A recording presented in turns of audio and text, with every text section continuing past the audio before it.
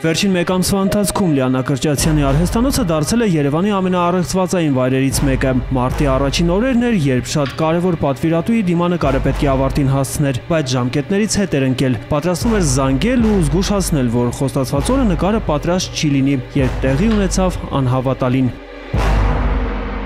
Լույսերը գնացել էր, նկարս դրված էր մոլբերտին։ Հետո լույսերը տվեցին, ես հասկացա, որ նկարից հետ ինչ-որ մի բան այն չի։ Ու ինչ-որ դետալներ էր ավելացել։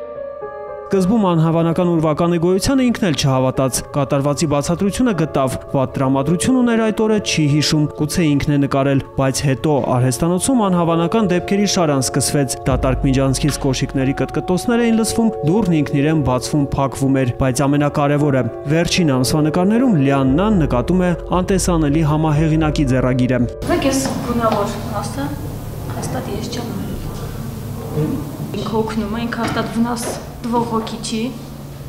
Ինքը աշխատված, որովհետև այսքան հատվածը հաստատելի ձեռագիրը չի։ Այս հատվածը էս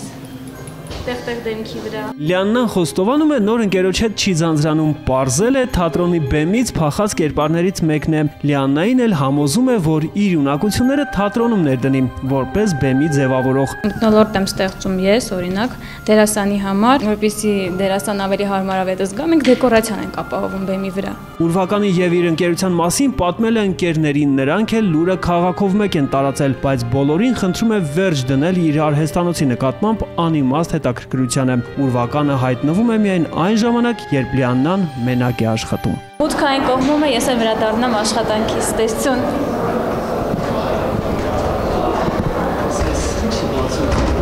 Չի բացվում է դուռը։ Բայց ես ձեզ օգնեմ։ Ձեր մոտ եղել է։ Ահա։ Հա, փաստորեն ինչ-որ փչացել էր, հա։ Փաստորեն։ Այո, նկարը ավարտված է։ Սեդուանյան Վարդան Գրիգորյան, Փաստ լրատվական։